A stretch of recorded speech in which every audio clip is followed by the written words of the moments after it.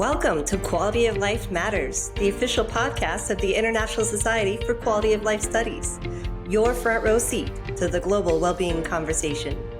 Join hosts Roger Fernandez-Urbano and Anat Fanti as they explore cutting-edge research and inspiring ideas that are shaping happiness, well-being, and quality of life worldwide.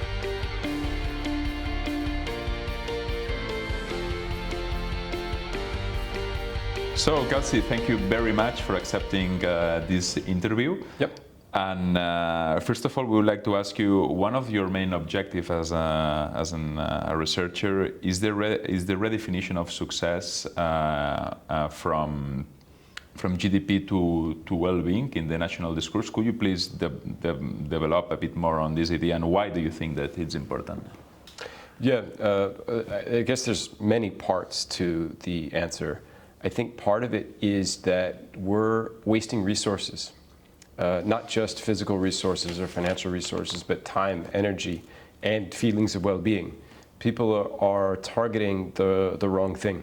And so that's kind of a little bit on the individual perspective. So you're focused on income and prestige, but don't realize that you get your raise and then you start comparing with a different group of people, and you don't feel as well off as you think. It's a little bit this I'll be happy when syndrome.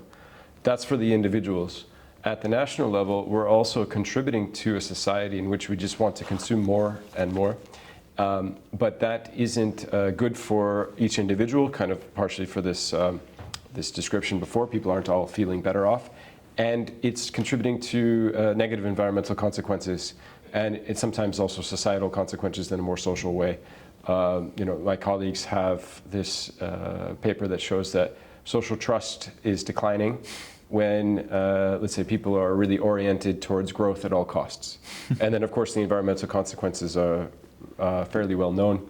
So I want people to invest their time and resources on the things that actually matter for them.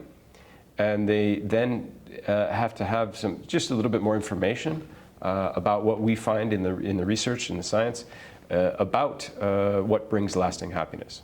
That's very important. Also, another topic that you have been recently researching, which also connects with the research of Professor Carol Graham, the deaths of despair. Mm-hmm. Do you think that this is also a point where politicians, by focusing on well-being, could also improve a lot the... Yeah.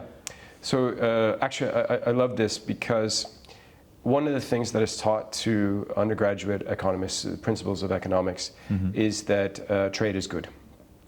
And I think that trade is good, or also automation is good. And these things are things that increase the economic resources generally, but they're not thinking about the distribution of the resources.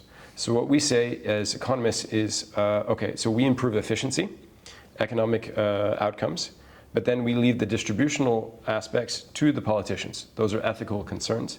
But then, so you have, at the same time, the economists then advising governmental officials, saying, grow the pie, increase economic output, but they don't say anything about the distribution.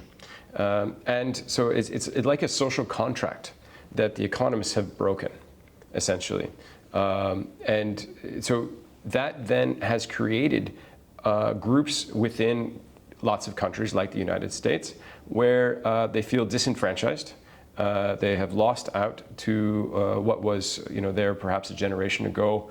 In general, I don't think the world is all getting worse, but there are pockets of people that are in much worse situation. Income inequality has grown dramatically since the 1980s. And then people feel a lack of hope, a lack of agency to control their lives, to influence the outcomes. And then they turn to, in the US context, opioids. They turn to alcohol.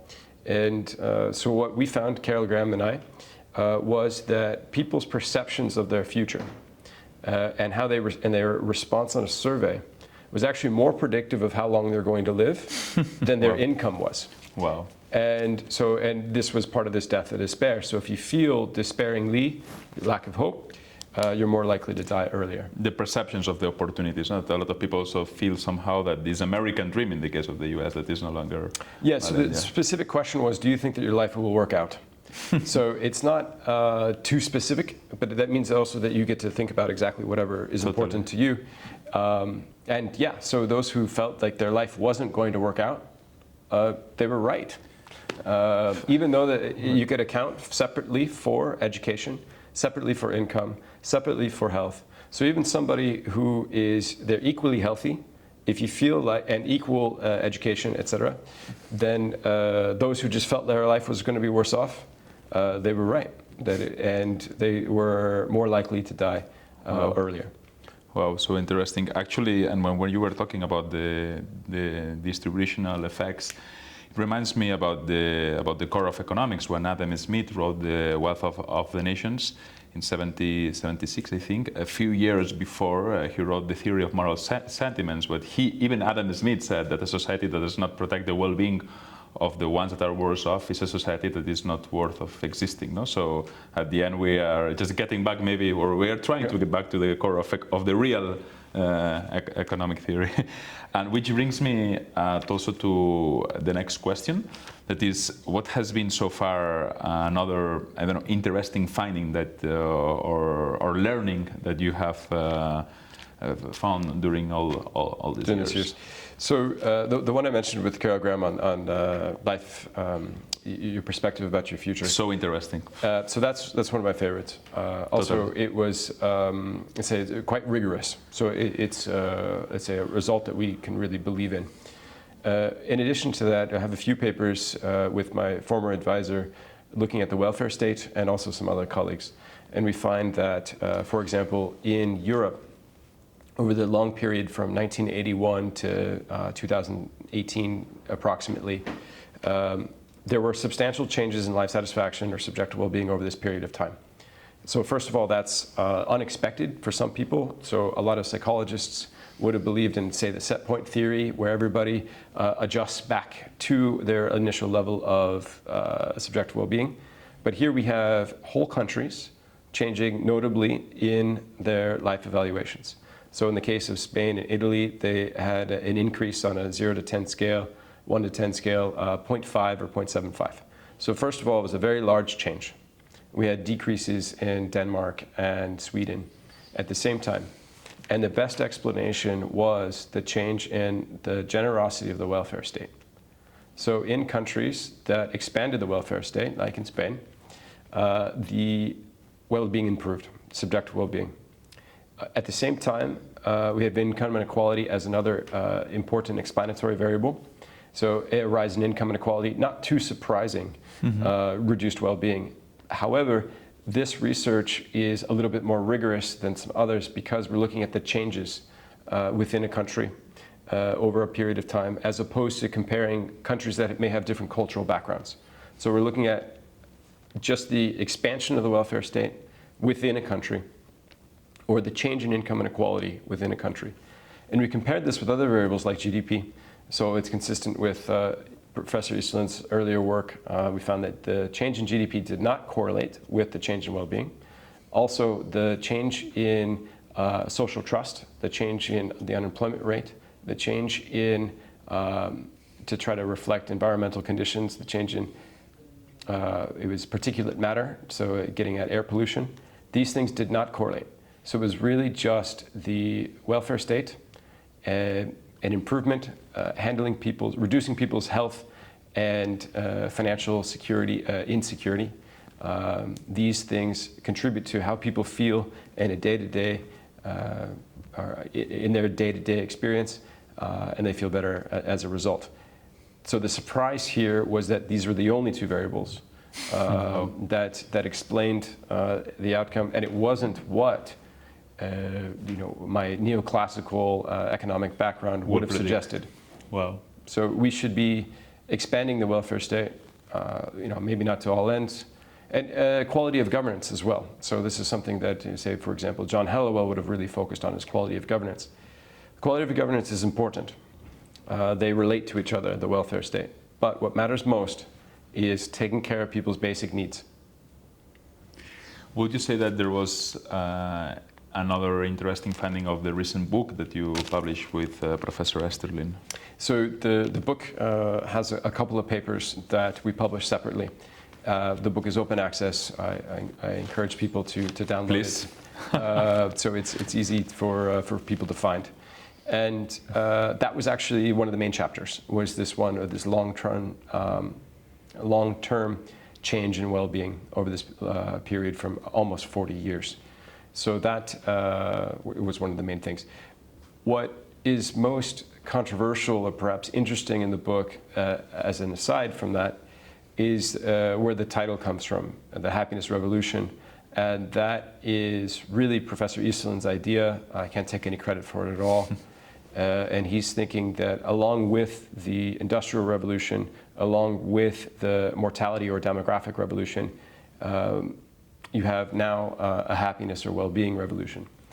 And the explanation, to be really brief, is that around the turn of the previous century, we had a change in governmental thinking and individual thinking, especially in Northwestern Europe, that happiness became an obligation of the government to support the individuals. Or think of the Declaration of the Rights of Man and the Declaration of Independence in the United States, where you put the pursuit of happiness.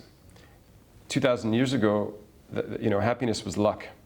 It wasn't something that people thought that they were entitled to. So through social and economic policy over the past 125 years, well-being has improved. Not everybody agrees with that, especially in the last 25 years. But if we consider what life looked like in 1900, it's very different. Fantastic. Any advice that you will give first to any academic researchers? They are working on well-being? Yeah.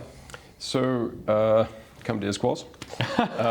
Please. But the thing about ISQOLS, the International Society for Quality of Life Studies, is its community. So this is a friendly environment where you can get feedback without too much worry or concern. And then I would suggest, I encourage my direct colleagues and my ISQOLS community friends to ask questions. So do think about your question before you do it. I write my question down, so I try to be a little bit more concise. And that helped me develop the connection with Carol Graham. So it was first that I asked a question in her seminar that she liked. She thought I pointed out something good, and then we established a connection, which led to this interesting paper and an ongoing professional relationship. I have benefited tremendously. My current job is based on an academic event from years ago. I've benefited tremendously from these connections, and it stems from asking questions. Wow, fantastic. And finally, any suggestion, any advice that you will give for people beyond academia that you may think that can help them to improve their well-being? So I have to admit, it depends on your context. Mm-hmm. So our keynote speaker at the beginning of the week, Sonia Leo-Bomersky, said fit matters, or the match matters. So we can't say that everything works for everyone. So I think in your context, you may have to focus on having a decent living. One thing that might be a little bit, let's say, generalizable is you could think about, all right, so I should go find a job that I find meaning in the job. An alternative way is to find meaning in the job you already have. And part of that could be about curiosity. So maintaining an idea, a mindset of curiosity can help you appreciate what you're doing more.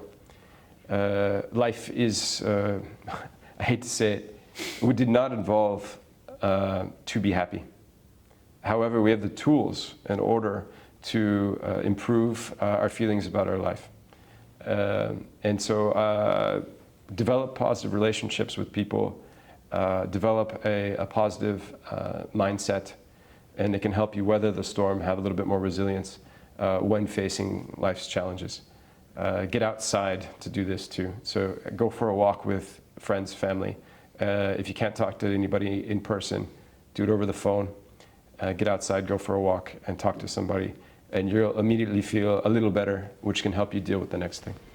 So with this positive note, I would like to thank you, Kelsey, for this interview. It has been very interesting. Thank you. Yeah, Appreciate it it very much.